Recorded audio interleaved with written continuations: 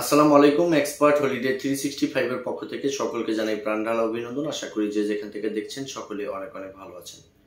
আজকে আপনাদের সামনে আমি খুবই গুরুত্বপূর্ণ একটা বিষয় নিয়ে কথা বলতে চাইবো। সেই বিষয়টা হচ্ছে যে সেনজিনের কোন দেশগুলোতে আসলে ভিসা পাওয়াটা একটু সহজ হয়। তবে আলোচনার পূর্বে আন্তরিক রিকোয়েস্ট, চ্যানেলটি অবশ্যই সাবস্ক্রাইব করে রাখবেন যাতে করে পরবর্তী ভিডিওটা আপনারা খুব সহজেই পেতে পারেন। এছাড়া আপনাদের যদি কোনো মূল্যবান মতামত থাকে চাইলে কমেন্টস বক্সে লিখে রাখতে পারেন। আমি যথারীতি আপনাদেরকে একটা অ্যান্সার দেওয়ার চেষ্টা করব ইনশাআল্লাহ।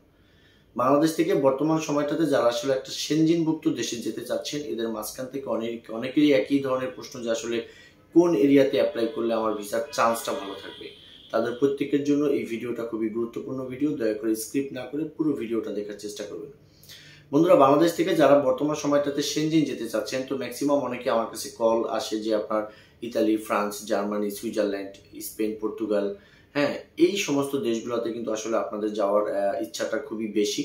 তো স্বাভাবিকভাবে আপনাদেরকে একটা জিনিস বুঝতে হবে যে বাংলাদেশ থেকে সব দেশের ভিসা রেশিও এক না। আপনি যদি এখান থেকে সুইজারল্যান্ডের জন্য অ্যাপ্লাই করেন, হয়তো অ্যাপ্লাই করতে পারবেন, কিন্তু সেই ভিসা পাওয়ার চান্সটা আপনার প্রোফাইলের সাথে ম্যাচ না করলে কিন্তু সঙ্গত কারণেই কমে যাবে।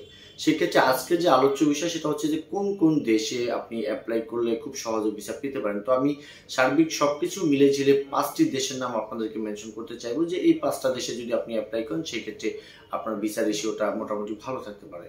সর্বপ্রথম যদি আমি আসলে ভিসা রেশিওর চান্সের দিক থেকে যদি আমি এগিয়ে রাখি, তাহলে আমি বলবো যে ইউরোপের অন্যতম একটি দেশ, সেটা হচ্ছে যে প্রাকৃতিক সৌন্দর্য এবং কৃত্রিম সৌন্দর্য দেখার যদি প্রকৃত ইচ্ছা থাকে তাহলে কিন্তু সেটা আইসল্যান্ডে যেতে হবে। কারণ বিকজ বর্তমান সময়টাতে আমরা জানি যে আইসল্যান্ডের ভিসা রেশিওটা সবার উপরে, কারণ আইসল্যান্ডে বাংলাদেশ থেকে অ্যাপ্লিকেন্টের সংখ্যা একটু কম, সঙ্গত কারণে কিন্তু আসলে আইসল্যান্ডে আপনি যদি অ্যাপ্লাই করেন সেক্ষেত্রে আপনার ভিসার চান্স ভালো থাকবে। এরপরে আমি যদি আসলে ভিসা রেশিওর দিক থেকে বা খুব সহজে ভিসা দেয় এরকম একটা দেশের দ্বিতীয় আমি সিরিয়ালে যদি রাখতে চাই, সেটা কিন্তু আমি অবশ্যই নেদারল্যান্ডসকে এগিয়ে রাখবো। বিকজ আমরা জানি যে সুইডেন এম্বাসির মধ্য দিয়ে কিন্তু নেদারল্যান্ডসের ফাইলটা আপনি চাইলে সাবমিট করতে পারবেন। সেই ক্ষেত্রে কিন্তু বর্তমান সময়টাতে 15 থেকে 20 দিনের ভিতরে কিন্তু নেদারল্যান্ডসের রেজাল্টটা চলে আসতেছে।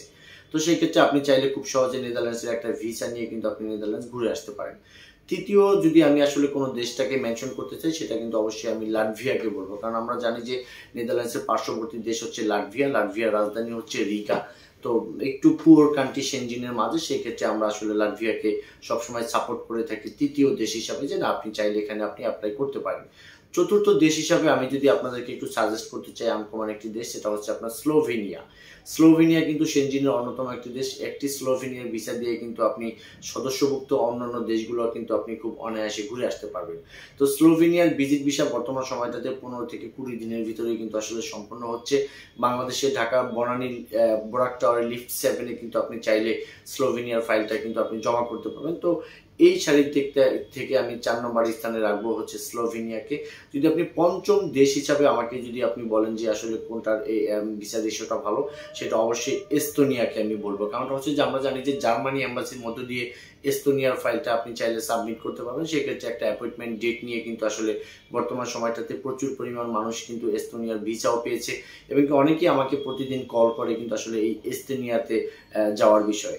তো যাই হোক বন্ধুরা, আশা করি 5টি দেশের নাম আপনাদের খেয়াল থাকবে। যদি আপনারা এই 5টি দেশের যে কোনো একটি দেশেরও ভিসা আপনি করে নিয়ে যান, সেক্ষেত্রে আপনি 27টা কান্ট্রি কিন্তু ঘুরতে পারবেন। তাহলে দেশগুলো হচ্ছে আইসল্যান্ড, নেদারল্যান্ডস, লাটভিয়া, হ্যাঁ, তারপর হচ্ছে স্লোভেনিয়া এবং এস্তোনিয়া।